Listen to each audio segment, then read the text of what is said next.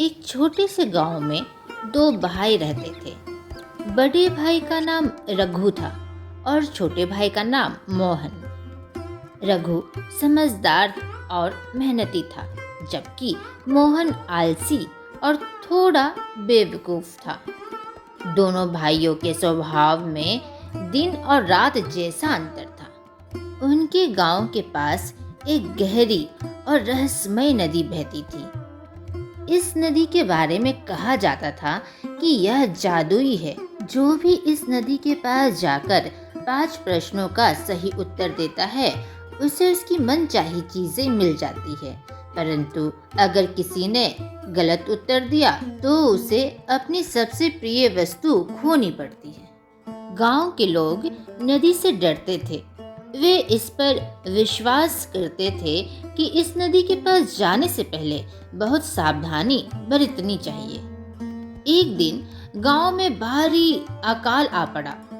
खेत सूख गए और कुएं में पानी भी खत्म हो गया था। गांव के मुखिया ने घोषणा की, हमें जादुई नदी से मदद मांगनी होगी, परंतु जो भी वहां जाएगा उसे समझदारी से काम लेना होगा। रघु ने कहा, सरपंच जी, मैं उस जादुई नदी के पास जाऊंगा, आप चिंता ना करें और मैं सोच समझकर ही समझदारी से उत्तर दूंगा।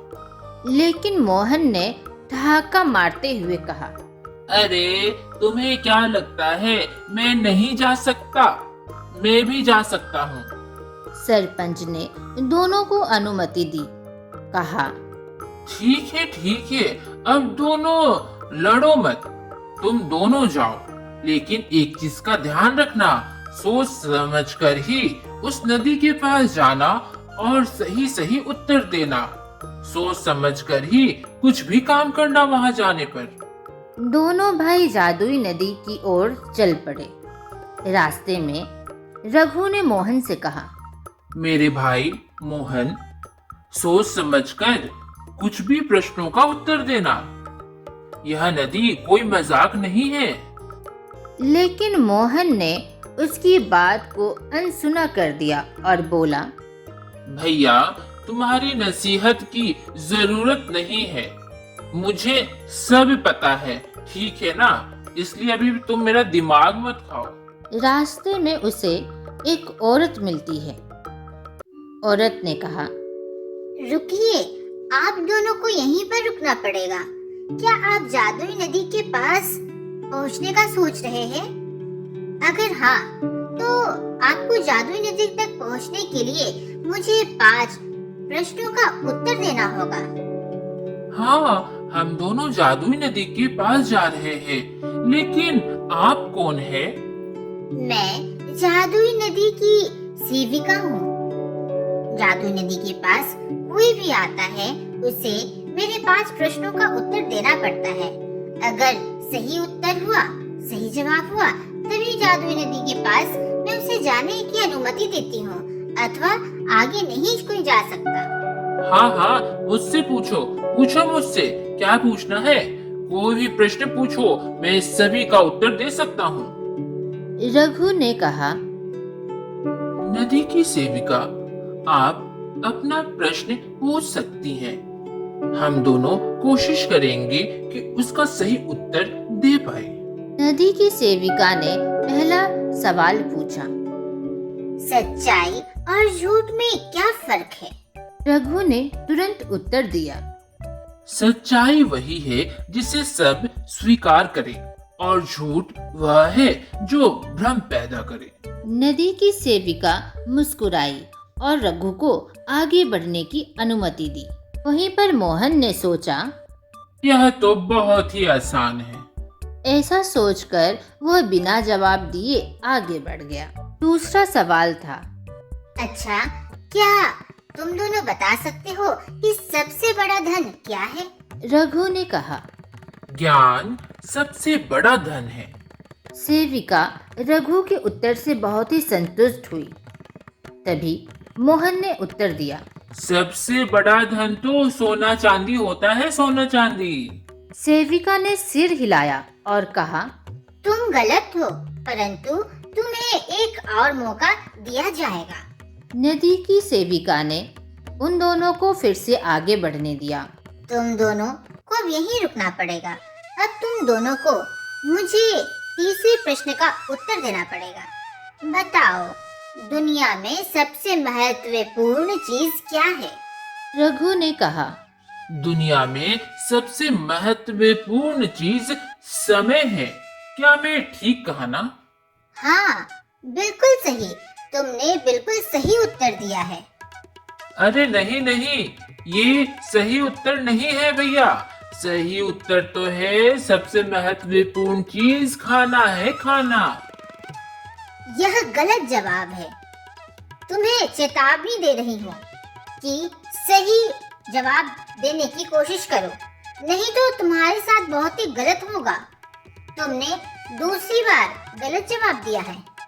चौथा सवाल था, अब तुम दोनों को बताना है कि सबसे बड़ा शत्रु कौन है।